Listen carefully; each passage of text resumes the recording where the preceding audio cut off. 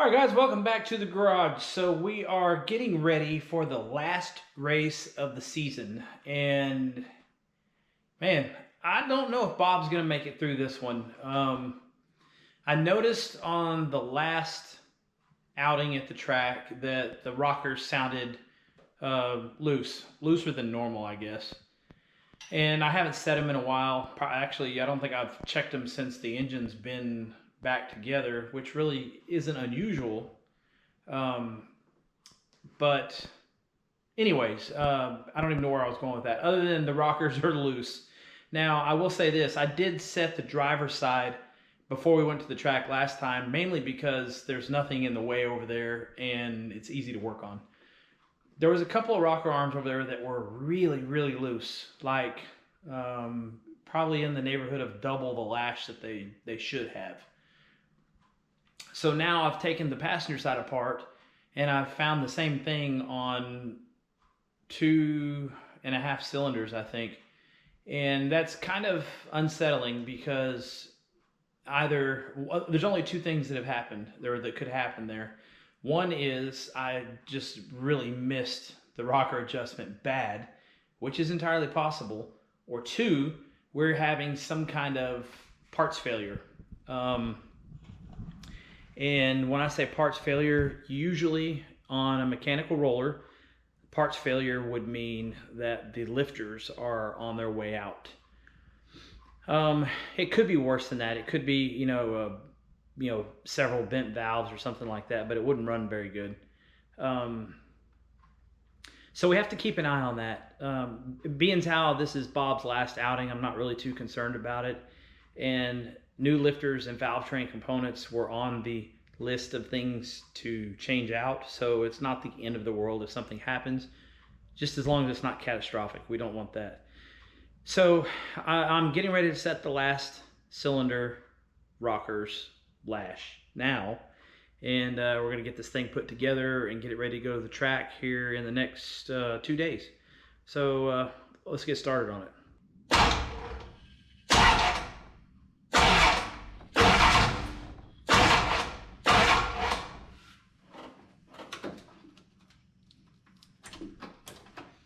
Okay, that one's okay.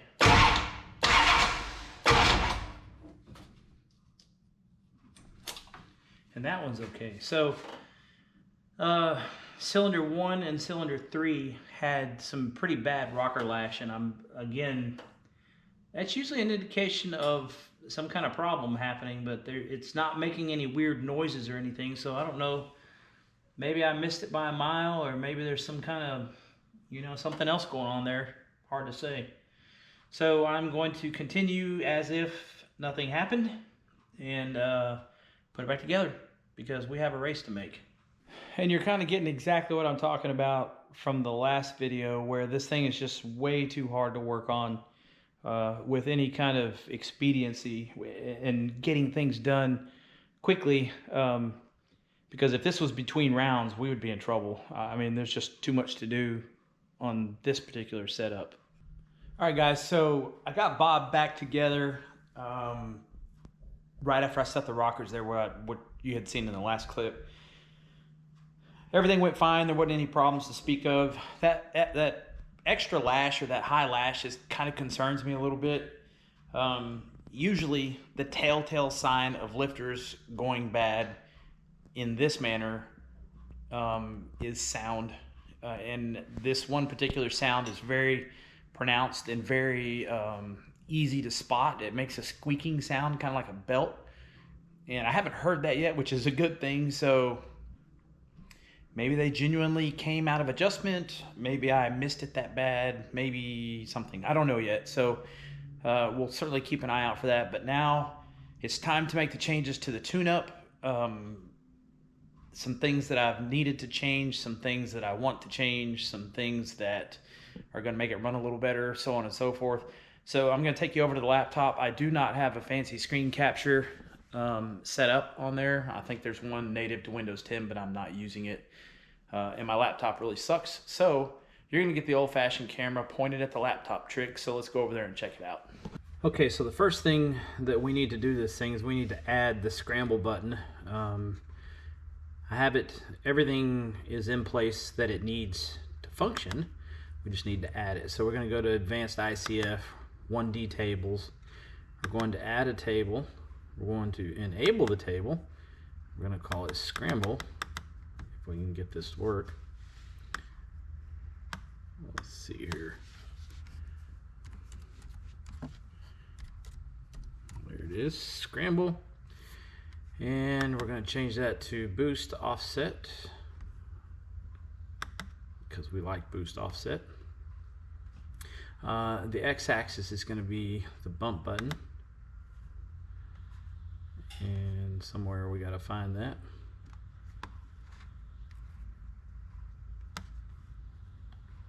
Right there. All right, and then we need to change it to Switch Enable. This table will activate when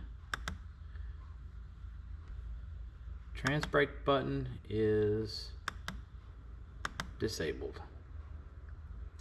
All right, so from there, go down here to the table.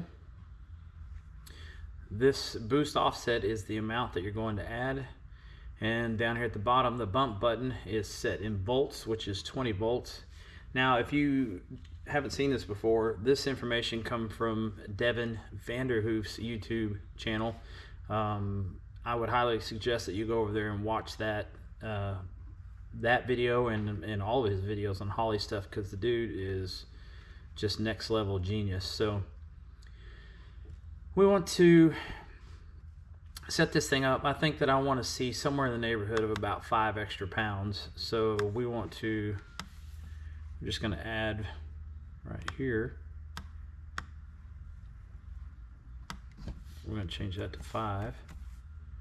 And then that is it. It is done. We don't need any kind of ramp or anything in there, because all this thing is looking for down here is a change in state, more or less. So it's going to go from 0 volts to everything. And we're going to start it around 9 volts just in case. And so when the car leaves the line, the trans brake is essentially disabled, judging by the setting right here. The trans brake is disabled, so that allows the bump button to change states over here,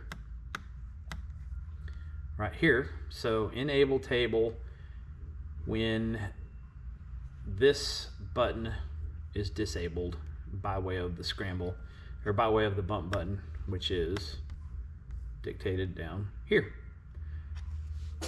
So, oh, hey, come back here. All right, so now we have the scramble button enabled. We'll save that into the tune. There's a couple other changes I got to make that's in my notes. Actually, I've already done everything. I forgot about that. So I had to add some fuel, and that's what we'll do. We'll look at the data log, because I had told you guys we'd do that for a while now and just haven't got around to it. We'll look at the data logs so I can show you what the car is doing when it leans out and stumbles on the trans brake and the engine drops, and then it accelerates and then it drops, all while holding the trans brake down. Now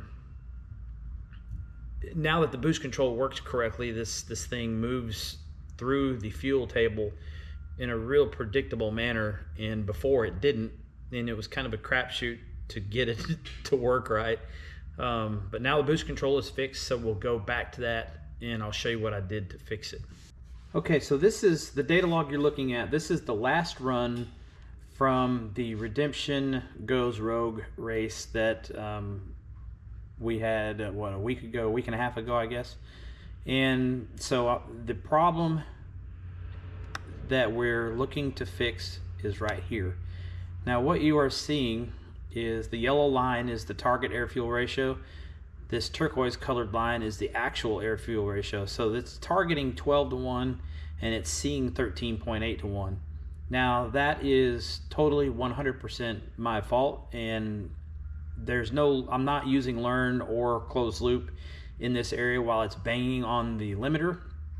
So the fuel table essentially has to be hand adjusted, and I just haven't been staying on top of it. And again, the boost control changes really change this area up. So what you're seeing right here, where the cursor is moving around, this thing's leaned out almost 2 full points, and it gets to the point where the engine just can't handle it, and it drops. It loses all its steam, it drops RPM, and it comes down to probably, let's see, 2,700 RPMs from 43, and the air-fuel ratio is showing 14:1 right there when it starts to do that. So it's getting to the point where it just can't handle it. So what we did was we adjusted the fuel table in those areas to get it to stop doing that, and you can make some pretty solid educated guesses in those cells to get it better.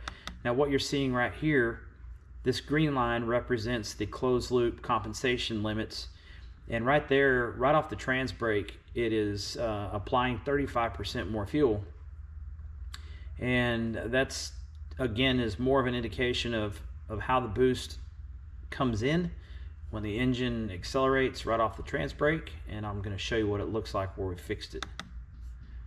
So we go over here to base fuel table. We're going to tile these side by side so you can see what we're looking at. We're going to zoom in on this. We will move this over. I said we're going to move this over. All right, so if we go here and just cursor over through there, you can see the cursor right here bobbling around because the engine is limited right now by the two-step, and it's just sitting there. Now what we are looking for is base fuel flow and total fuel flow, and then I have a fuel flow offset right here. So this base fuel flow or fuel flow total is 453 pounds per hour, and that's not making it rich enough right here. So the obvious part is we know that it needs to be higher than that, and you probably can't see it in the screen, but these numbers have been raised up quite a bit through here. And then the same goes right here. If it's applying correction in the positive direction right here, then you need to be adding fuel over here in the fuel map. And ideally you want to get to single digit correction through the run. And so we go look over here, base fuel flow 899, fuel flow 1252 or 1258. So right in here it needs more fuel, and it looks like I didn't actually save this when I changed it earlier. So we will go through that, make some changes, and save it to the car. Okay, hopefully you can hear me, but I started it up. It sounds pretty good right now. So I don't hear the dreaded squeaking noise, but I'll take the camera in there so you can check it out.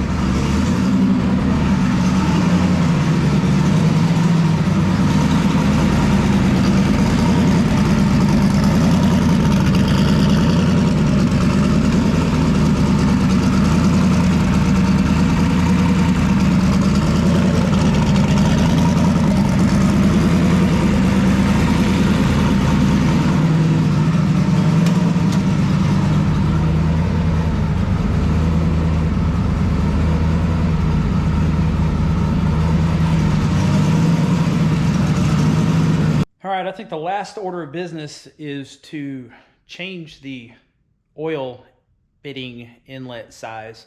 We're going to restrict it down. Normally I would have put the a better drain solution on there, but I didn't have the right fittings to do that here, and this is the last race for this thing for this season before the updates. So I have some ideas on this fitting. Let me get it out of the car and you'll see what I'm talking about. Okay, so it's what I thought it was. It's a 1/4 inch MPT, which I knew that part already, but there's plenty of room in the bottom of it to turn it into a restrictor. So this is going to be easier than I thought. Okay, it looks like this fitting, I think, see if I can hold that where your camera can see it. This fitting is 157, 158 hole all the way through. And I would say we can restrict that quite a bit and still be perfectly safe, because that's a lot of stinking oil going through there. Okay, So this is what we did to it. Put a little set screw in there, and then drilled a hole into the set screw, and we'll put it down in the bottom of that fitting and Loctite it in place like that. Now, I actually did 2 of these set screws with 2 different sizes, but just to give you an idea of how much difference there is. It's a restricted down probably about half. So this drill size is probably equal to probably about the same as putting a number 3 line on it. So we'll get it put together and Loctite and get it put in the car real quick. All right, we already cleaned the oil and the shavings and stuff out of this. We'll get the Loctite put on. Remember, there's a right way and a wrong way to put Loctite on. And that's probably a little bit on the heavy side. We'll take some of that away. All right.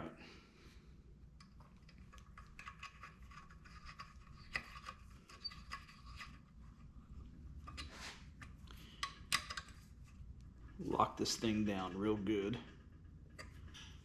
We definitely do not want that to come out. All right. There it is. One custom made restrictor ready to go on the car. And here's the other one that I made, which is a little bit different size, a little bit bigger hole in there, but not quite as small as this one. So now, time for the finishing touches on the car, and it will officially be race ready.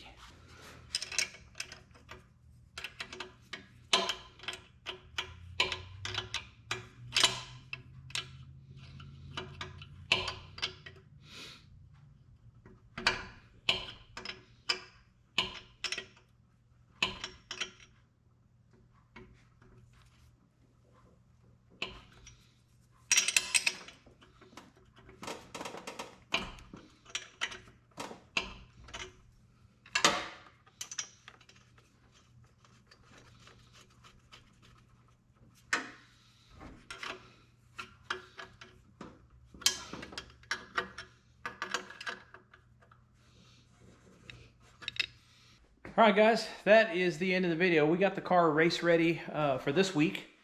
Got all the tune-up things addressed. We got the oil situation in the turbo addressed, at least as good as we could for now. Ideally, I would say we need to put a restrictor in it and put the drain on it. The straighter, better flowing drain if possible. Not in the cards for today, but anyways. Yeah, so we're ready to go to the track. Tomorrow is race day. And Saturday is going to be the event, so look for the footage for that stuff coming up. Anyways, thanks for watching, guys. If you made it this far, fantastic. Be sure to give it a thumbs up, subscribe, all that neat stuff, and we will see you in the next video. Thanks.